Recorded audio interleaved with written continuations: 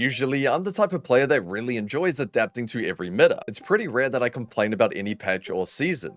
Yes, even the range top meta. But the current state of top lane has made laning completely unplayable. Now, most of the time when people say something's unplayable, really they just mean it's really hard. But in this case, I literally mean unplayable. You cannot really play your matchups in top lane in the majority of your games anymore. This is all because of the support role. Support players being able to roam for literally the entire game for very minimal loss has made it so the best way to play top lane is just to barely interact at all. Because if you play too aggressive and make the lane too volatile, you're just going to be killed on sight by the enemy support player. Just look at this example from a recent game I played. If I really wanted to get a cheeky little back massage from a support main, I would just queue up AD carry. But again, top lane has had plenty of hard metas throughout the years, but I was perfectly fine learning those matchups. Even against champions like Vayne or Anivia, not the most fun champions to verse, but at least if I have really high champ mastery and played the matchups exceptionally well, I was heavily rewarded. But when it comes to this heavy support roaming meta, playing well is just not dying. Respect their timers and avoid making the lane too volatile. Now, initially, even though this has been pretty frustrating to play against, I wasn't going to make a video on it. The reason being is I thought it really only impacted the high elo community or pro players, and I was ready to tank it for everyone else, but recently I've noticed a really common trend where students across all ranks are having countless of their lanes completely ruined by constant support roams. In my opinion, League is a very difficult game. How is the average player supposed to practice their matchups and learn the fundamentals of the role, such as wave control, abusing level timers, leveraging their TP advantage, things of that nature, when the lane can be so heavily swung from a few support roams? I'd say it's a pretty reasonable expectation for a challenger top laner to be able to track jungle and support, but when this is happening in gold and emerald, pretty often, to be honest, it's kind of ruining their experience as well. It just makes it much harder for the average player to just queue up for a game, play out their matchup, enjoy the trading, the volatility, killing each other back and forth, getting messy while working on the fundamentals of the game. If there's a big chance the support just comes 4 or 5 times in a row, and respecting them is going to be your best move. However, I'm a firm believer that Riot does an amazing job at balancing a game that has over 170 champions. It's just insane to me how few objectively broken champs there are. But when I saw these recent patch notes, to be honest, I was pretty disappointed. All we have here is a nerf to Camille and Poppy support, which also, by the way, affects Camille and Poppy top players, on top of a slight change to the gold income from the support quest. There is nothing here at all to do with catch-up experience, which by the way is the main reason why supports can just run around the map like headless chickens, perma-roaming, and being underleveled because they know a lot of that XP that they're sacrificing to roam and impact the game, they're going to get back later on. But on top of that, there's also nothing related to the quest system that could potentially make support players stay in bot lane more. Think back to the lane swap meta from last season. It was a problem that only really affected pro and high elo players. It didn't really affect the lower ranks, but then they still added a really good lane swap prevention system that was an amazing fix. But this current state of the game is even worse than lane swapping, on top of starting to trickle down and affect players across all elo brackets, not just the apex tiers. However, in my opinion, this is not just a problem for top laners. If you're a support player or play with one that wants to play champions that aren't great at roaming, you are at a pretty big disadvantage. Just think about the common champions that the average player sees in ranks like gold or emerald. Seraphine, Lux, Thresh, these are super popular champions. But if you play one of these against an opponent that knows about the roaming meta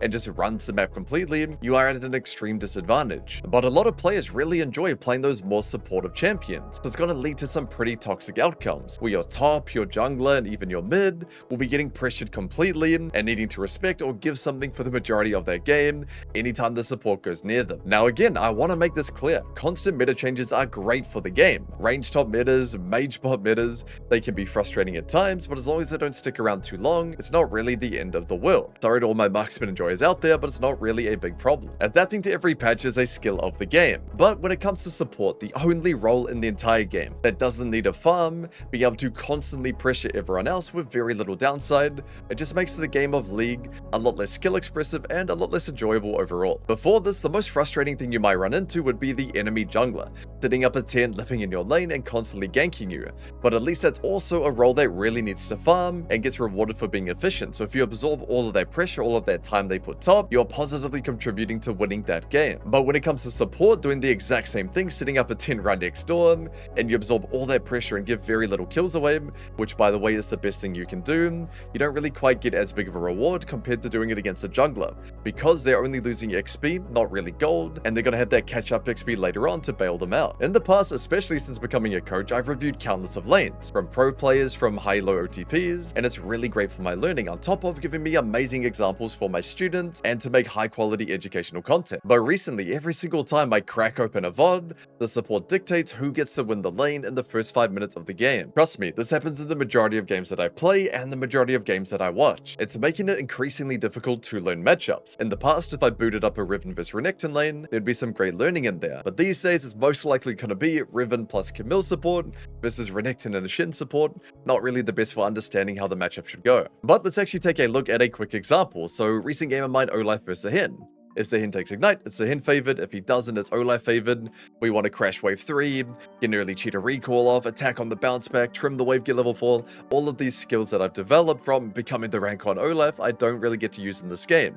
Already straight away, everyone just rushes to top, and if we just skip through this VOD, hey, Camille just sitting here being my support, and let's guess where Nautilus is. Yep, he's not going anywhere.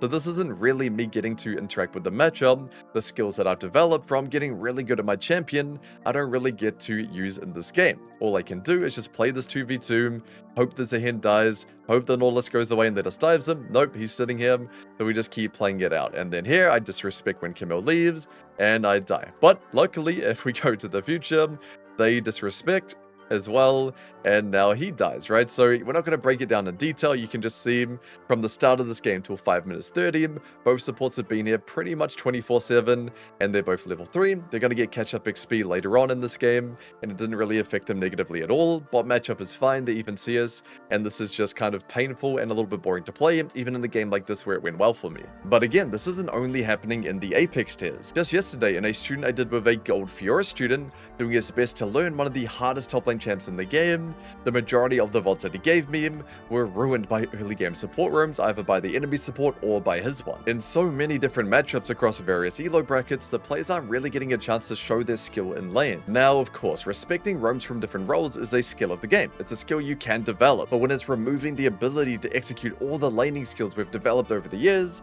it's just making early games so different to what a lot of people really enjoy about top lane especially. But what's the point in all this? To be honest, I'm hoping in a small way that this video can help the balance team be a little bit more aware that even though they're doing a fantastic job overall, the current state of support is making the game a lot less enjoyable for pretty much every other role. So I'm just hoping, I'm pleading that in the next couple of patches, we can find a way to chain those little punks back to bot lane, or at the very least make it so that if they do roam and don't get anything for it, the punishment is much more severe. But in the meantime, my biggest piece of advice for everyone watching is we got to adapt. Tracking supports is now going to be one of the more important fundamentals of the game. So every time they base or you just don't see them in bot lane, play around it. You might not be able to go for that solo kill. You might need a ward even though you saw the jungler bottom, because the support might be up there in your lane. It's going to be a little bit frustrating at times, but adapt to it, do your best to absorb that pressure, and you're going to maximize your team's chance of winning regardless. This is the best thing you can do moving forward. But other than that, thank you everyone for putting up with my rant for today. I know I don't normally make videos like this. It's going to be pretty rare. Hope you enjoyed it nonetheless. If not, feel free to say toughen up crybaby down in the comments, and I'll see you for the next video.